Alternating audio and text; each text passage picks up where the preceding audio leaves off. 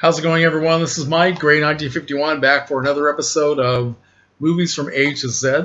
And today we're up to the letter Q. So, if I look a little worse for wear, it's because we're in the middle of a nice big heat wave here in central nowhere, United States. And it's about, I think it was 99 yesterday, it was 99 the day before, it might be 98 today. So it's slowly getting cooler.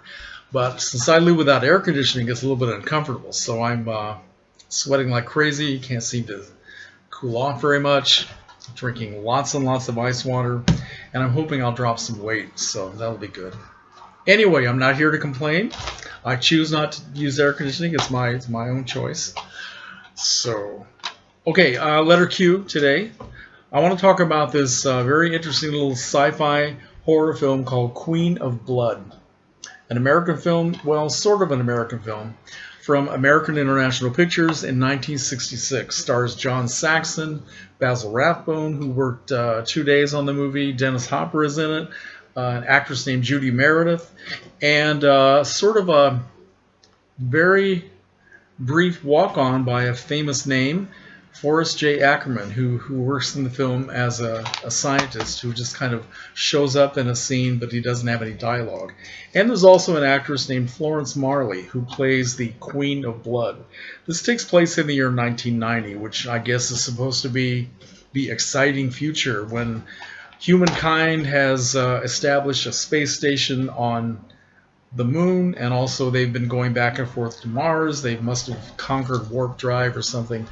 And so they get this message from somewhere in outer space, some planet that nobody ever heard of, that they are sending a spaceship, an emissary to the Earth. And that's pretty much all they know. They don't know anything about these people, who they are, what they look like, if they're friends or foes. They really don't know. But of course, Basil Rathbone, being the head scientist, is all excited about meeting people from outer space. So they the spaceship, which is supposed to be heading this way, disappears, and they find out that it crash landed on Mars. So the people on Earth send a rescue ship to rescue whoever is left.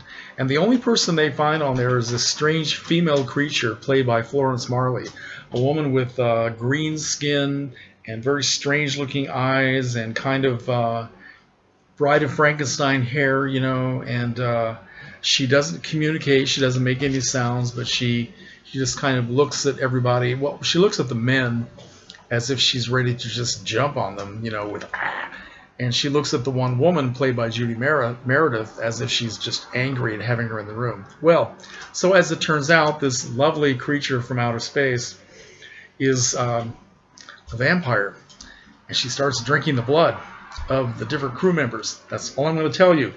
It's a very cool movie. Good special effects. Well, good.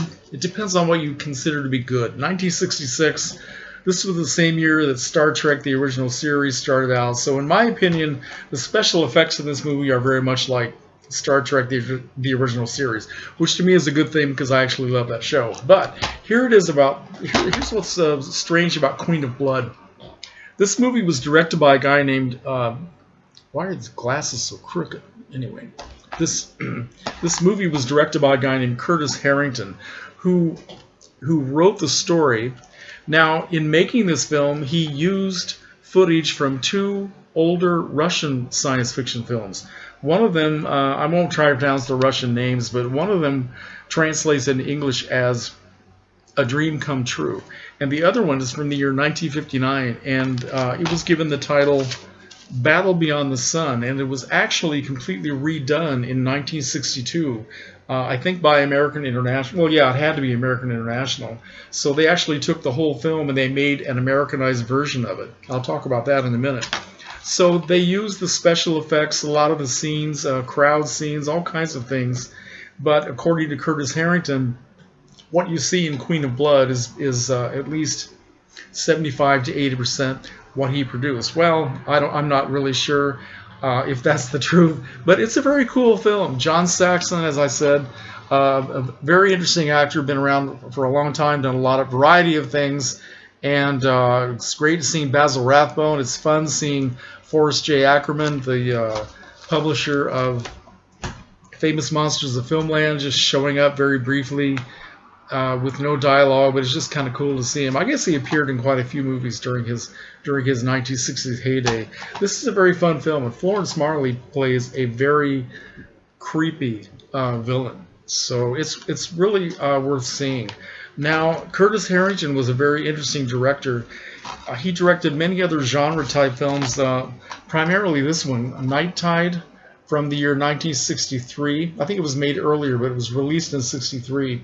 This comes from Kino Video. It starred Dennis Hopper and let's see, Linda Lawson. It's not really a name you might know, but she was the co-star. Also, a woman named Luana Anders, who was a name that a lot of you might know. She was in several other genre films, such as The Pit and the Pendulum and Dementia 13. This is definitely worth seeing.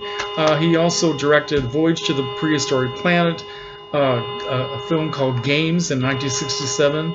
What's the Matter with Helen? Whoever Slew Auntie Roo with Shelley Winters. What's the Matter with Helen had Debbie Reynolds and Shelley Winters. The Killing Kind, Ruby, Mata Hari. He did some TV films. One which was called How Awful About Alan, which was kind of a horror movie with Anthony Perkins, which I've never seen. So that's it about Curtis Harrington. But Battle Beyond the Sun, which I've had this came from Alpha Video, and I've never watched it, but I think I will watch it tonight. But this was redone, as I said, produced by Roger Corman, and the additional scenes in English were done by none other than Francis Ford Coppola, and the cinematography to add to the Russian footage was done by Jack Hill, who later on went on to direct Spider Baby and Pit Stop in the 1960s. So that's another name you might want to look for. So that's all I want to say about Queen of Blood. I absolutely recommend this. It's a lot of fun. This DVD I bought at one of the fan conventions. I have no idea who made it. It doesn't have any brand name of a company or anything, so it must be a fan copy, but it's actually not a bad print, so I'm not complaining. So that's it, Queen of Blood, and I hope where you are, you're keeping cool. So anyway, watch James's video and Ian's. I think Ian put his up earlier. I don't know if James has put up one yet, but I'm kind of late as usual, but I'm babbling. Have a good evening, and comments are welcome.